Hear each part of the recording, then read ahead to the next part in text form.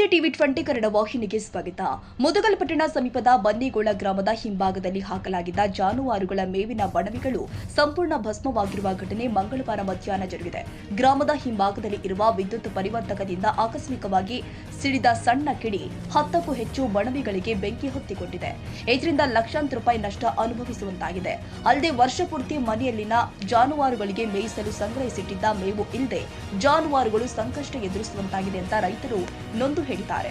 ಒಂದ್ ಕಡೆ ಮೇವಿನ ಬಣವಿ ಹಾಕಿದ್ದ ರೈತರು ಆದ ಜ್ಞಾನಪ್ಪ ಪೂಜಾರಿ, ವೀರಪ್ಪ ಹೂವಿನಬಾವಿ, ಹುಸೇನಪ್ಪ ಮಾದರ ಸೇರಿ 10 ರೈತರು ಭಾರಿ ನಷ್ಟ ಅನುಭವಿಸುವಂತಾಗಿದೆ.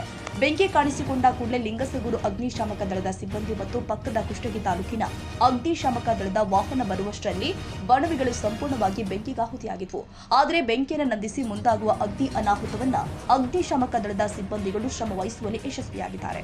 ಬಸವರಾಜ್ ಕುಂದೂರು, ಟಿವಿ 20 ಕನ್ನಡ, ಲಿಂಗಸಗೂರು.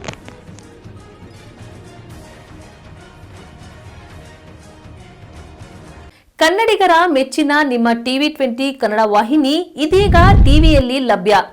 ಕರ್ನಾಟಕ ಮತ್ತು ದೇಶ ವಿದೇಶದ 360 ಡಿಗ್ರಿ ಸುದ್ದಿ ವಿವರವನ್ನ ಪಡೆಯುವುದಕ್ಕೆ ಟಿವಿ 20 ವಾಹಿನಿಯನ್ನು ಲೈಕ್ ಮಾಡಿ, ವಿಡಿಯೋಗಳನ್ನು ಶೇರ್ ಮಾಡಿ, ಕಮೆಂಟ್ ಮಾಡಿ, ಸಬ್ಸ್ಕ್ರೈಬ್ ಮಾಡಿ.